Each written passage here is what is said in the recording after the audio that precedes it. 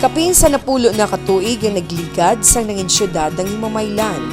Ang pagpaninguha agud mapadasig ang pagdala sa serbisyo sa pumuluyo amo ang pangunang handom.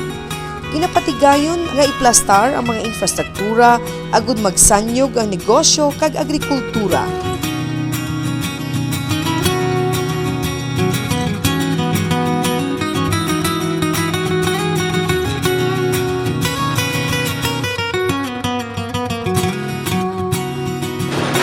Mga pinalangga o nautod na Himamaylanon, gusto ko lang ipresentar sa inyo ang tikak na atong ginahimo agud malambot na atong tuyok sa kauswagan para sa atong syudad.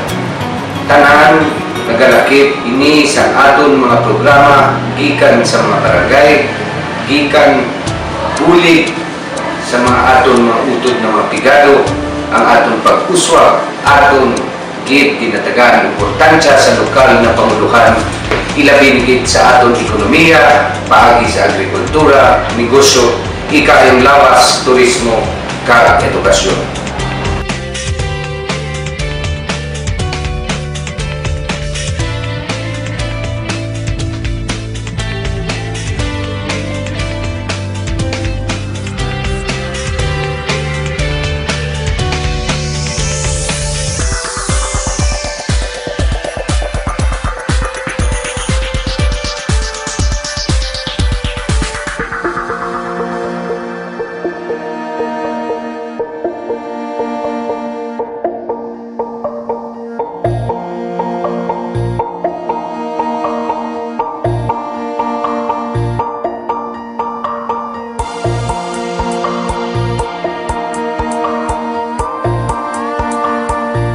Punta kita tanan, hindi na kita magbayin-bayin.